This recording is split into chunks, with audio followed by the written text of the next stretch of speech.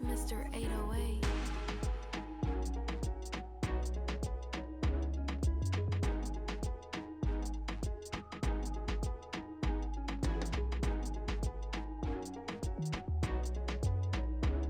This project is called Tighter Skirt, which is the first single of my first album. I've been doing music since then, since I was 13, and now I'm 29. I'm Mak Mansa's manager.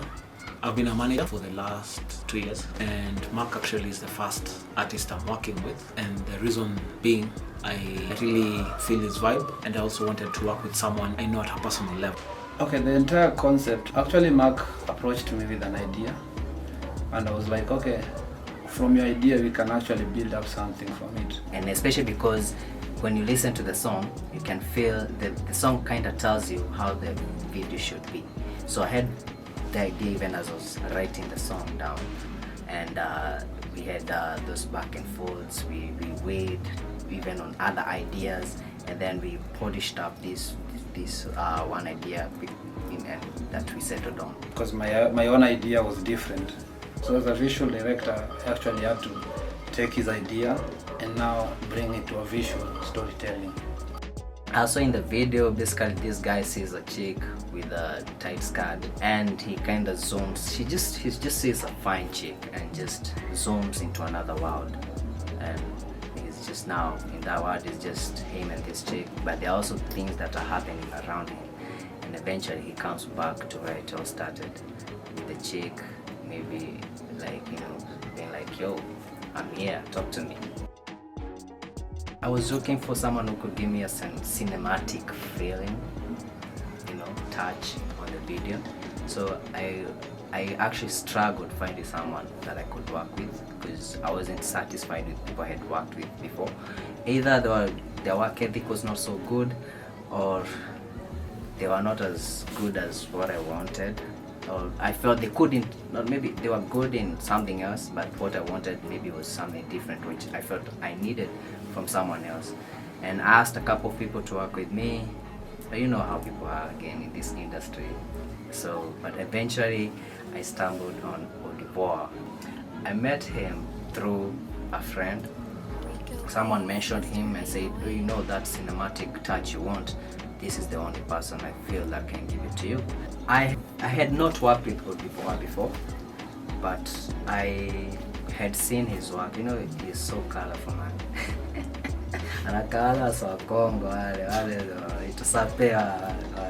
So I had seen his page on Instagram, and there's a time BBC did something on him. But even at that time, I didn't. He was not in my radar until a friend pointed him out, and then I had seen some work he had done for Tubizo. So I was like, yeah, this guy can actually give me what I'm looking for. So this was the first time we worked together. So I've never worked with Mak Mansa before. He's like an upcoming artist, that's what I can say. And the way he's really dedicated to his work just shows me that he's going to be the next big artist in Kenya and in East Africa. Because finding an artist who is actually available in the pre-production for their shoot is very difficult, even for the stars. And then most of them are like, take the budget, do whatever you want to do, I'll be there on the shoot film day. But this artist who actually showed me a lot of things. He's the one who was actually following up on the finding locations, finding props. I was just like, I want this. And he's like, where can we get it? How much is it? And then, we get what we want. So that really also was a big challenge to me that he really gave to me as a music video director. Mak Mansa, with no doubt, is the most driven individual of my age group that I know of. So for me, that strikes me so much because Mak really knows what he wants, and Mak never gives up. Mak has tried so many ventures, but one thing you'll realize, and Mak will tell you, all these ventures have all been geared to facilitating music. Mak could have been an artist way before. Like he started recording when I think he was in high school. But he had to cut short that journey for him to find other ways of financing the music, because anyone in music will tell you music is a very capital intensive venture. Some of the challenges, the biggest challenge was finding a location, and then the location that we had, I was not so sure that we're going to get it. So I remember even calling Odiboa and telling him, hey man, I don't think we have a location. Then calling Ray as well and telling him, hey man, I don't think we have a location. And we moved around checking other locations, but they weren't as good as the first location we had seen. First location we wanted to use, we almost got conned because it was non-existent. So we planned for a meeting at the location. The guy sets me a pin. We had agreed on the money. We get to the location, we were told actually this thing has been happening for a while, where guys are conned that that guy had taken pictures from South Africa and put them on Airbnb. And actually this should be a warning to people. Before you pay for Airbnb, booking.com, be so sure that that place exists. Either go check it out or call a friend who lives nearby to check it out, because people are being conned. We could have been conned just like that. It's only that we'd say let's go check it out before we pay. Preparation of the first set. As a professional film director, we always expect that sets are always prepared earlier, days before, the production. So we actually had to prepare the scene for hours and hours. So for me, according to how I was thinking, we were supposed to start filming at around 8 a.m. in the morning. Because of now the corona thing, we need to start early and finish early because of curfew. So we ended up started filming at around 12 or 1, I think. And that was a big challenge because it now made us now start hurrying to finish this production, because if we postpone it on the other day, that's another budget. The same budget that we worked on today should be provided tomorrow. Will be hectic for the artist. So we had to rush things up, But for me, we ended up filming and getting the best on that day. Yeah. This project, we knew when it was going to happen.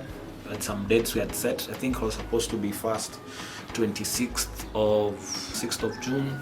Then we had some logistical issues, so we postponed it to today, 3rd of July. And I was out of town. I was working on some projects out of town. So I remember I just arrived at that time, and just 2 days to today. And first of all, we had to go get some of the props, some flowers and all that, some lights. And I remember the lights because now we are so bent on time. Getting the right people to work with last minute, like getting a good chef and all that.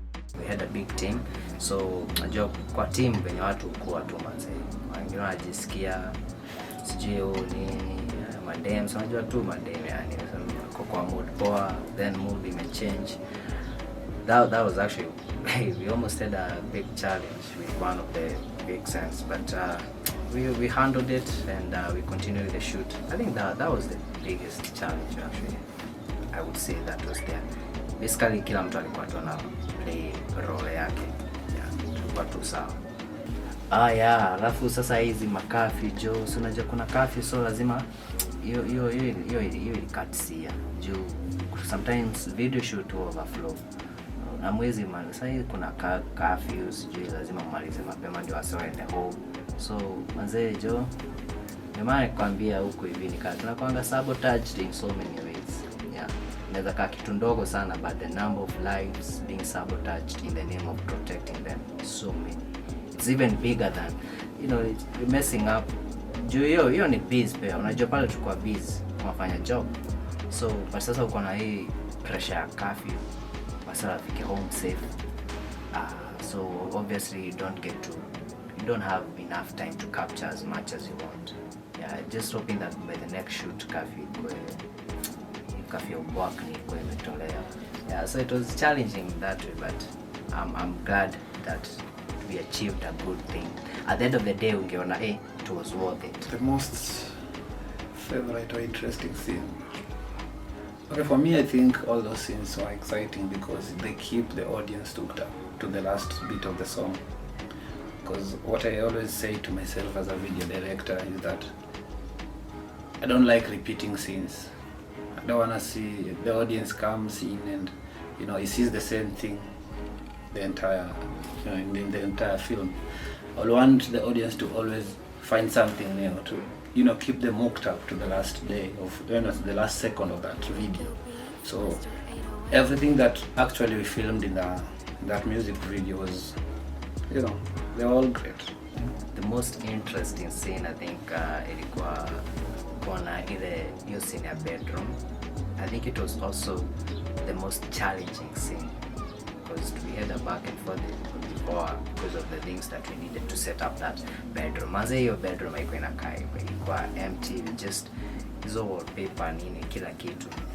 It was challenging in terms of just getting everything, even the curtain scene, but ilikuwa interesting because now when I saw it, ilikuwa like wow, it wowed me, and I think everyone who had seen that room before, even the owner of the house was like, damn, is this the same place? Yeah, like we just transformed it. That wow made it so interesting to see. Yeah.